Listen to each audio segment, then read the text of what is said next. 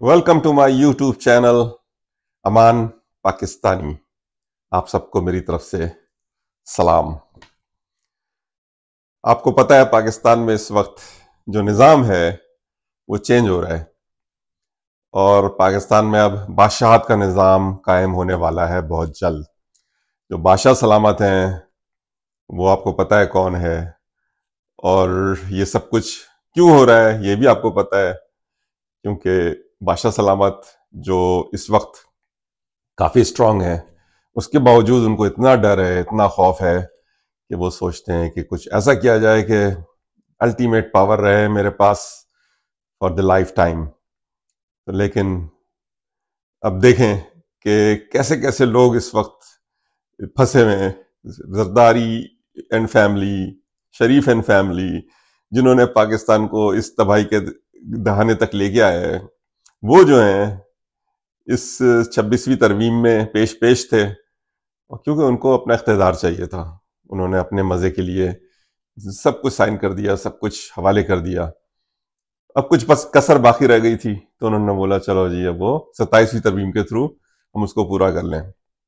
और इसके बाद अब इनके हाथ में कुछ नहीं रहा है। जो पॉलिटिशियंस हमारे नाम नहाद जो इस वक्त मुल्क पे काबिज हैं, उन्होंने अपने छोटे से फ़ायदे के लिए, एक पाव गोश्त के लिए पूरी गाय ज़बह कर दी है, और पाकिस्तान अब युगांडा बनने वाला है।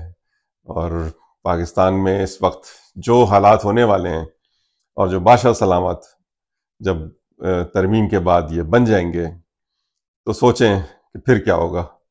पब्लिक पाकिस्तान की इस वक्त बहुत ही मुश्किल में होगी यकीनन, और आगे चल के जो दिन आने वाले हैं वो युगांडा जैसे ही होंगे, क्योंकि जो अभी तक इनका हाल है उसको देख के यही लगता है कि इन्होंने पूरा तैयार कर लिया है कि जी पाकिस्तान पे जब तक मैं जिंदा हूँ मैं ही हुकूमत करूँगा। और इनकी ख्वाहिश तो हो सकती है, लेकिन अभी पिक्चर बाकी है मेरे दोस्त।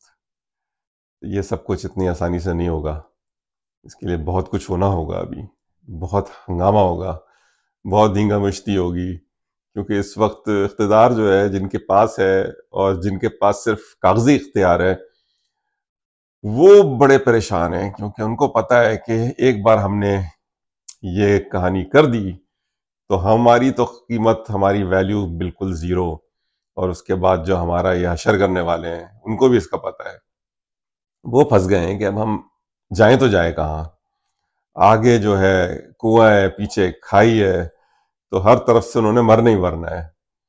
और इस वक्त सही मानों में जो बंदा सबसे ज़्यादा आज़ाद इत्मीनान से बैठा है वो इमरान खान है, जो कि जेल में बैठा है, और ये सब के सब अच्छी तरह से जलील ख्वार हो रहे हैं। देखें, किसी भी चीज़ को ओवरऑल करने के लिए पहले पूरा इंजन खोलना पड़ता है, उसके बाद उसमें हर चीज़ नई डलती है, नया इंजन डाला जाता है, तो उसके बाद समझे वो चीज़ ओवरऑल होती है। तो पाकिस्तान के साथ भी वही होने वाला है। जितना इसमें गंद होना है होने दीजिए, जिसको बादशाह बनना है बनने दीजिए, जो जो एक्सपोज होना है रह गए हैं उनको भी होने दीजिए, और सबको तबाहाल होने दीजिए। और उसके बाद एक नया पाकिस्तान निकलेगा, और वो इमरान खान की कमांड में निकलेगा इंशाल्लाह ताला। पाकिस्तान के जो अवाम है वो अभी चुप करके बैठे हुए हैं, उनके अंदर लावा है, वो उबल रहा है, पल रहा है, उसको पलने दीजिए। अभी लावा पटने का टाइम नहीं आया, अभी थोड़ा सा टाइम है, ये टाइम गुजरने दीजिए। आप देखिएगा कि ये सब का बादशाहत का निज़ाम, ये तख्ते वख्ते सब उलट जाएंगे। और इसमें सिर्फ हम ये कर सकते हैं कि हम वेट एंड सी, और देखिए कि अभी क्या क्या तमाशे होते हैं इस मुल्क में। और इन द मीन टाइम जो लोग हैं बहुत परेशान हैं। हर कोई पाकिस्तान से भागने के चक्कर में है, हर कोई चाह रहा है कि किसी तरह से यहाँ से निकल जाओ, अपने अपनी फैमिली को किसी तरह इस मुल्क से निकाल लो।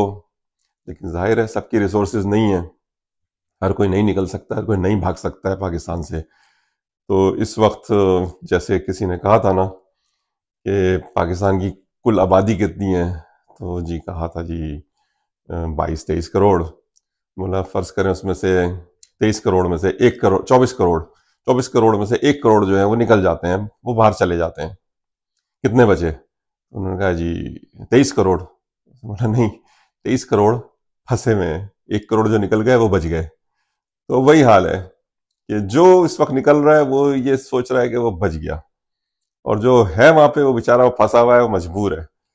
تو اب دیکھیں آگے ہمیں کیا کیا تماشے دیکھنے کو ملتے ہیں. Pakistan is an interesting country. All the time there something happening here. تو اس ہیپننگ میں آپ انجوائے کریں، پاپ کارن کھائیے، جو کچھ ہوتا ہے ہونے دیجئے، لیکن ان سب کا الٹیمیٹ چینج جو ہونا ہے وہ بہت جلد ہوگا. اس میں بہت ٹائم نہیں لگنا ہے، کیونکہ پاکستان معاشی طور پہ اس وقت تباہ ہے. ان کے پاس گورنمنٹ چلانے کے لیے پیسے نہیں ہیں. ان کو انٹرنیشنل اسٹیبلشمنٹ نے وعدے کیے کہ جی ہم آپ کو چلائیں گے، کسی طرح رگے دیں گے، کیونکہ ان کے انٹرسٹ میں ہے کہ یہاں پر بادشاہت کا نظام قائم ہو جائے، کیونکہ ان کو ایک ہی بندے سے ڈیل کرنا ہوگا. اگر جمہوریت آ گئی تو پھر ظاہر ہے ان کی مرضی کے مطابق سارے کام نہیں ہو سکتے، پارلیمنٹ سے ہر چیز اپروو ہوگی. تو ان کے لیے تو یہ بہترین طریقہ ہے کہ جی بادشاہ سلامت کو بادشاہ بنا دو فل ٹائم، اور جو کرنا ہے ان سے ان کے تھرو کروا لو. ان کا کیا ہے، ان کو تو اپنی سیکورٹی چاہیے، اپنی فیملی کی سیکورٹی چاہیے. پاکستان کی security doesn't matter for them. تو let's see, interesting scene. Welcome back again. آپ سب کو اللہ حافظ.